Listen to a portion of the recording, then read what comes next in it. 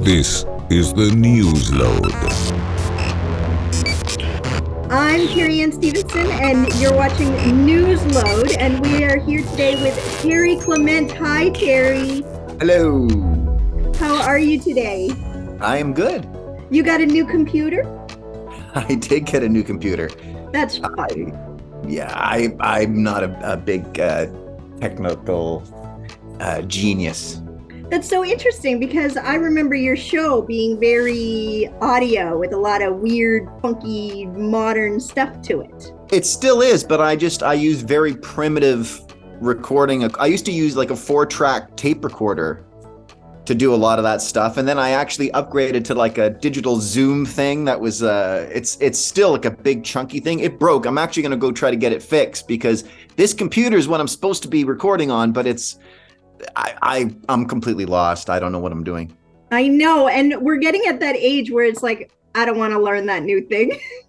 No, I know. I'm at that point where I feel like I have to leave it at the mall because I can't fix it myself, and that's the worst feeling. I know, the gray hairs, and I just got my first hemorrhoid. What are you gonna do? I'm gonna eat more fiber. Yeah. So where are you now? I'm just performing. Like, are you in Toronto? Are you in Vancouver? Where are you? No, I live in Brampton. Brampton. I have a crazy Brampton. So my Brampton story is absolutely nuts. I lived here my entire life, but I lived in one apartment building for 30 some odd years where when I was born, my parents lived on one floor. And when I needed my own room, they moved to a 2-bedroom. Then my parents split up and me and my mom moved down to the first floor. Then when my mother died, my future wife and her brother moved in with me there. Then when he wanted his own place, he moved to the 5th. We moved back to another room. So it was just like I went through this one building and I had super cheap rent because it was all grandfathered rent. Right. So I didn't want to give it up. But then eventually me and my wife bought a condo near her work here in Brampton. So that's where I've stayed. And it's close to the airport. So that was the big selling point. That was the big selling point. So you're married? Yes. Is this the same girl, your sound technician supporter? Yeah, sound. Like I used to always introduce her back in the day. I'd say like, my girlfriend and sound person. And now you lucked out finding the best cheerleader you could possibly have. Oh, are you kidding? She's totally, it's beyond belief. You wouldn't believe it. She supports it all. And she's got like completely different tastes than me when it comes to a lot of like our artistic interests are quite different. So the fact that she supports me the way she does is interesting. My mother was like that too. My mom was somebody who was like wouldn't swear and you would never believe that I came from her. So you're so skinny now. I remember you being a bit chubbier back in the day. You're eating better, you're doing more fiber. Oh, fiber. You wouldn't believe it. I'm on the toilet all day. No, the original secret was that I wanted to, the way I lost weight originally, and I lost it quickly, was I said I could not smoke a joint until I walked to this park that was about 30 minutes away from my house. And I made that a rule. So I had to walk the 30 minutes to get to the joint. And then 30 minutes home. So I was getting an hour of walking guaranteed. Then I started liking the walking. So that just started happening. And I lost a bunch of weight. Then I would kind of like, I gained a bunch during the pandemic. I quit drinking at one point. And instead of losing weight, like everybody who quits drinking loses weight, I gained like 30 pounds. Was it because you were substituting like bacon instead of beer kind of thing? No, I did the weird thing where if I start drinking, like when I would drink, I just wouldn't eat. So if I started drinking, I would just, and the same thing when I was a cigarette smoker. I also did the weirdest stuff with that too. When I was a cigarette smoker years ago, if I started drinking, I would stop smoking. which no one does. Everyone starts just chain smoking. I would go the opposite. Oh yeah, it's sort of like the I don't know, the addictive personalities, let loose. It's like, grabbing cigarettes out of people's mouths kind of thing, like bah, bah, bah, bah. Yeah. So I guess we'll start from the beginning. You were born in Brampton? Well, technically Mississauga, but yes, Brampton. I was, that's where they took me to live. And siblings? None. An only child, the golden boy. Just me. And mommy adored you. And yeah, I had a great mom. Like, all of my family was, supportive in one way or another. I was like one of those kids though in school that, like, I got pegged really early that I was going to be creative and all this stuff. They were sending me to, like, writing weird, like, writing camps and crap when I was in small grades and stuff like that. Oh, good. You had supportive teachers as well. Yeah, no, I had great that's the other thing too. I have no complaints about my teachers either. But, like, my whole family's blue collar people. They're all, like, welders and truck drivers and stuff like this. So they have I was, like, weird. And then, my teachers would sometimes try to explain to them maybe that I wasn't so weird, that I just had different interests. But just the creative brilliance. So you have a song, I don't know if you use it anymore, like we're talking a couple decades ago, but I was caught fucking a hole in the sofa polka. Yes. It's sofa polka. Favorite. So good. Your animation, and you're just so excited about talking about fucking a hole in the sofa. Where do these things, like, was this just a personal actual situation? Where does this come from? Yeah, no, some of them do. Some of them are real things. I never did get caught fucking a hole in the sofa, but that sometimes, how you write a joke and sometimes you'll go in reverse. A lot of people do that. They write the punchline first. That was one of those songs where I actually wrote the title first. So I wrote Sofa Polka. And I understood what I meant by polka. I was like, okay, it's going to be somebody's having sex with a sofa. But then how can I make it extra embarrassing? And so then I made it that, you get caught by your mother and then blah, blah, blah, blah, blah. It's like one of those reverse writing ones. They're never as much fun. It's way more fun if you can do this. I read Stephen King wrote something about how if you don't write like an outline, if you can actually just write a story as you're writing it, if twists will happen in the story and it'll shock you just as much as it'll shock the actual reader. And those are the most rewarding ones. I don't like writing in reverse. I love trying to come up with the beginning and just go and have the ending hit. I got a couple of doozies that knocked me on my ass that way, but that one was just purely the name of the song. Just being creative and bringing out the weird. Well, you can hear it, like, you'll hear something like even a terrible, like a hacky song like Lick Ninja. I had it's a hacky song or oral sex song called Lick Ninja. But literally while I was driving my car, I thought I heard somebody on the radio say Lick Ninja. And I remember pulling my car over and writing it. This is, writing it down so that I didn't remember I didn't forget the golden words. That happens in the middle of the night. You get inspired and you have to, roll over and pull out your phone and write it down kind of thing before you forget it. It's almost as if, you're lightning struck with this gift, but if you don't write it down, it's gone. It can be like that. And it's one of my favorite things. I have this bit where I bring a banana on stage and I bring a banana as a special guest on stage, and then it starts doing a stand-up routine and it's kind of racist and awful. So I stop it and then I get into an argument with it, but it turns out to be me and I kill it. So it's this big psychedelic weird bit. And that whole bit, I got trashed. I was loaded. I was on drugs and drinking, and it was just, I was a total mess. And I passed out on the couch. And when I woke up in the morning, there on the right on the table there for me in my handwriting was the bit, all completely written. I can't remember writing a single word of it. And it was great. I loved it. So drunk Terry gifted you this brilliance. Sometimes, I mean, it's the subconscious. That's the thing, is sometimes I'm trying to access that subconscious. And with alcohol, I found as I got older, I would have to drink more and more of it to get to that point. So then it would hurt me the next day. I'd be hungover, and I'm too much of a wimp for that. So Oh yeah. After I turned 30, I grew this giant vagina right here. I'm a massive pussy. I can't drink. My smoking tolerance is gone. I even get gassy with cheese now. It sucks. it's the worst. Milk is my favorite drink in the whole world, and it's starting to kick my ass now too.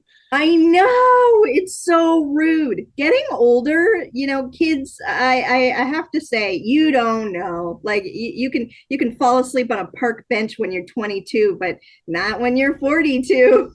No. I used to go, no word of a lie, I would go 2 days straight.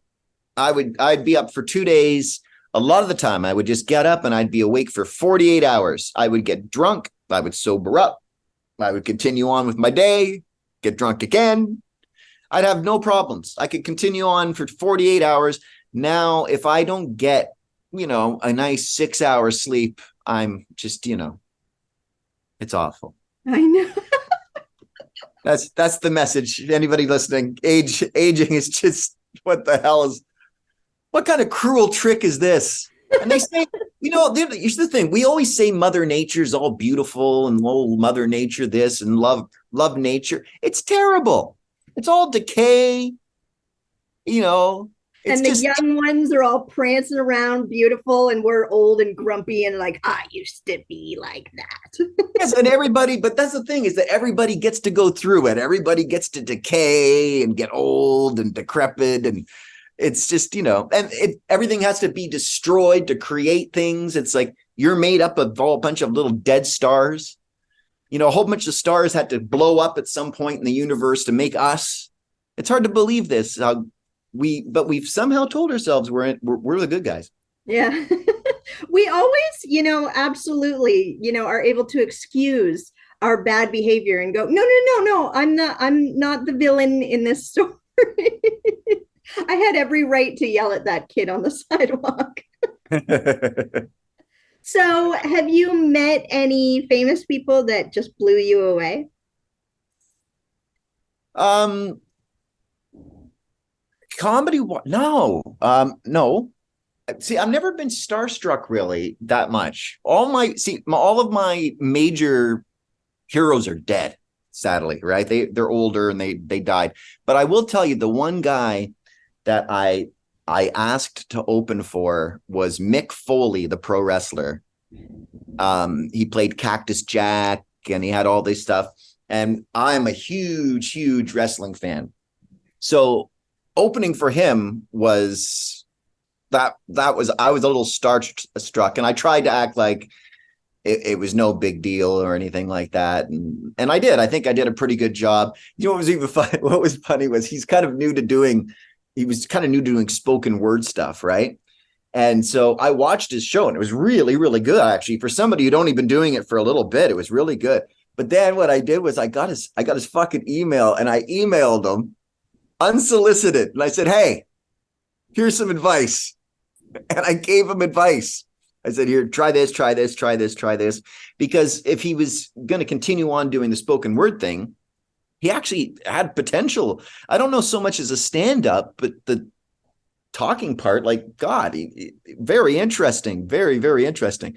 But the nerve of me to actually to email my headliner and say, isn't that camaraderie? Isn't that, showing support and love, saying, hi, you're doing great, and here are some positive feedback suggestions. That's great, instead of just going like, yeah, keep doing what you're doing, and don't change, brother. Like, well, that's exactly what my point was. I mean, I was hoping that was the way it was going to be taken, but then sometimes, people don't. When I was, I guess, I don't even know, 4 years into the business, very, very, I wasn't in very long. And I got I can't even remember I think it was the Halifax Festival. I'm pretty sure, but they gave it to me and they told me I had to do 15 minutes of clean television to do it. And if you saw my showcase, I had like 0 minutes. There was Yeah, nothing. yeah, And you're a bit dirty. yeah, but it was just, there was nothing that was televisable. And I'd only been doing it for just a brief period or whatever. So I actually turned the festival down and I said, no, thank you. I don't think I can do it. And then I found out that because I said no, that all went around to all these people in the business that I was a prima donna and I was, anti-censorship. And it was just because I didn't have the confidence to do it. But misunderstandings. So lesson learned, kids, just like Richard Branson says, say yes and figure it out. Yeah, more or less. I should have done it. And then when I got there, feigned illness or something, you know what I mean? Just faked it. Fuck it. It's one of those times a lie would have been all right. You know what I mean? It would have been okay. But the way I looked at it at the time with my agent, I even said to her, like, I don't want to embarrass us. If I go there, I'm just going to embarrass us. I don't have Because it's going to be hacky new stuff that, you haven't rehearsed or worked on, and it's not going to be as good as the stuff that you've been working on for 4 years that's filthy. Right. Like, I just don't know how to do that yet, Mm. but that's, Are you able to do clean shows now, corporate and good? Oh, no. I would still never be able to. There's always something that's in there. Even if it's not swearing, there's always something. Inappropriate. I started veering towards kind of like a horror comedy thing there for a while, where some of the stuff started to get really scarier and scarier and scarier. And that was the concept too, is that I would tell people, this is how the show is going to go. It's going to start off, relatively light, and it's going to get worse and worse. And then by the end, are you talking like extreme, Swedish death metal kind of Jason Rouse stuff? Well, me and Jason we've done so many shows together. It's hard to believe, but no, like, no, not to give stuff away, but like, it's all so tongue in cheek, but it sounds so horrible when it's, when it's said like this. But I'll do a bit say where I like, I don't know, I'll do something awful and then I'll make some aside, like, well, at least I didn't rip the head off a baby and drink its blood or something. Right. And then later I'll get like a package delivered to me. And when I open it up, there's a baby in it. And then I rip its head off. And then I have like a little jar of like cranberry juice in the body. And I pour it into a glass and then I drink it. But then in the box, I'll have another baby and it's got a flashlight in it. So when I take that one out and I turn it on, there's like a light that shines out the neck hole. And then I go and put it under there and I go, chestnuts roasting on an open fire. And I sing the Christmas song. Stuff like that. So it's like, it's dark. It is dark. But it's so over the top dark that it's very rare that people get more offended at that Lick Ninja song that I told you about. Yeah. More people get offended at that song than they do at the baby thing. Because the baby thing, they look at it as, okay, it's so over the top. It's crazy. But the Lick Ninja one, it was like, well, I don't know if he should be saying stuff like that. That's incredible. It is interesting what the balance of offense, but yeah, because like I've known you as like the cute, sweet, innocent, nice guy, and knowing that your darkness is midnight. But what I do that, what I'll do is I present it as if I am doing bits. So I'll do something like that. And when it's over, I come out of it and then I'm back to being myself again. So there's never this, like, I don't dress up like a vampire or pretend I'm come to the spooky show. It's me for the most part. And I tell you, I'm going to present to you scary stories and scary things. And, and I like trigger warnings. I don't think there's anything wrong with trigger warnings. I think people should. I like to give people a nice heads up so that no one's offended. No one's offended, just scared or that's good, but I don't want anybody offended. That's awful. Do you have horrible heckler stories?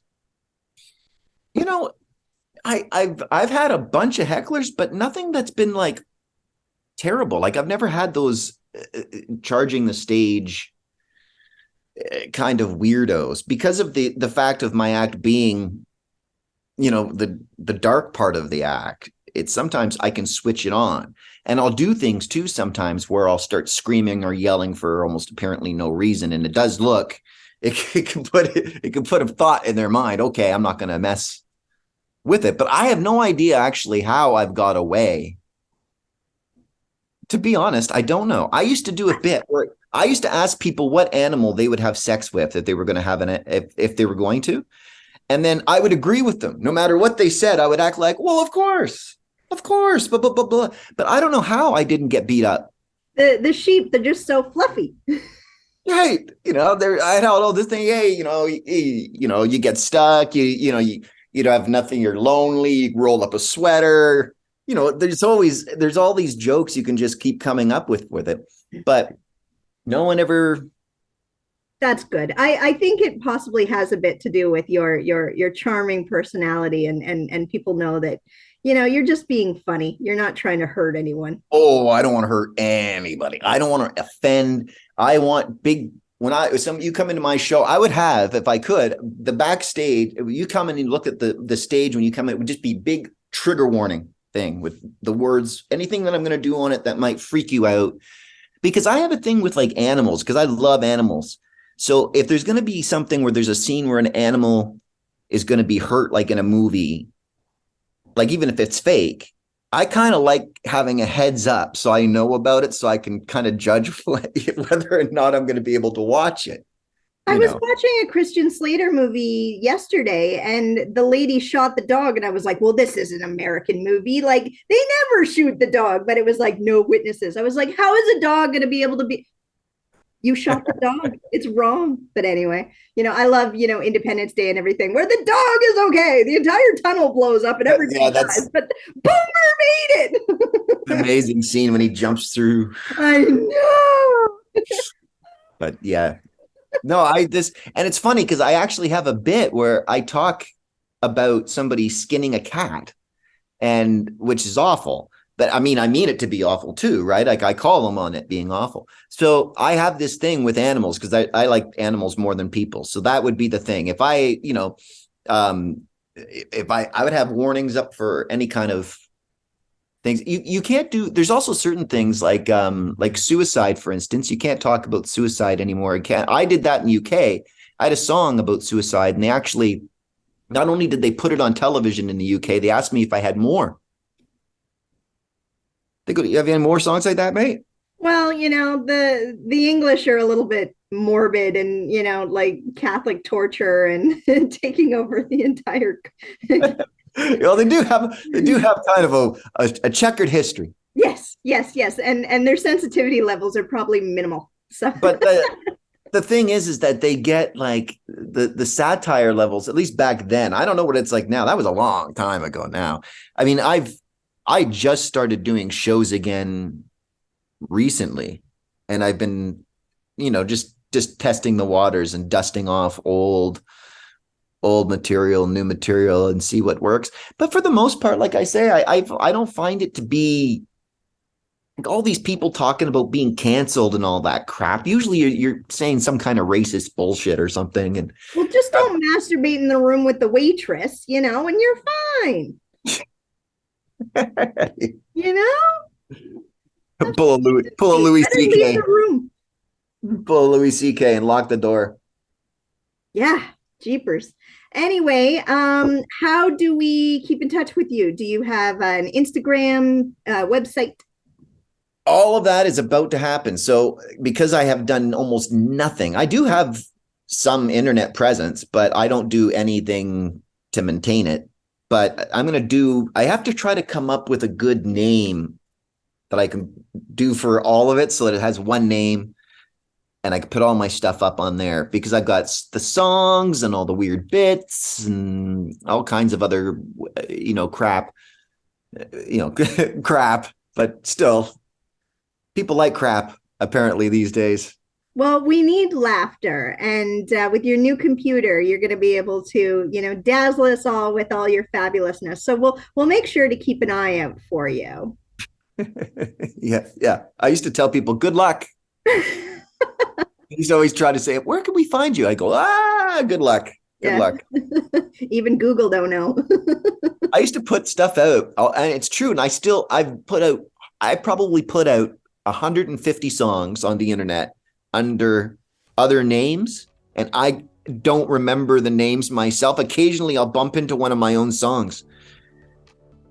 Oh, drunk Terry. I'll be, that sounds familiar. Oh, it's by it's like by Johnny and the Balls or something. Like, it's like, oh. That's amazing. Terry, I think you're an absolute delight. I can't thank you enough for your time. And if I can ask you for one last thing, if you can say it loud, say it proud. I love Newsload. I love Newsload. Yay! Well, Terry, you have to come to London. You have to visit. I'm opening up a new club. It's going to be amazing. And bring your wife and, we're going to have a blast. Oh, yeah, of course. That place looks beautiful. I'm so beyond excited. I can't even tell you. My dreams are coming true, and you're going to be a part of it. So thank you, Terry. Yeah, well, it'll be interesting. It'll be interesting and fun. Yeah, especially drinking cranberry juice babies in a renovated church. Yeah, I know.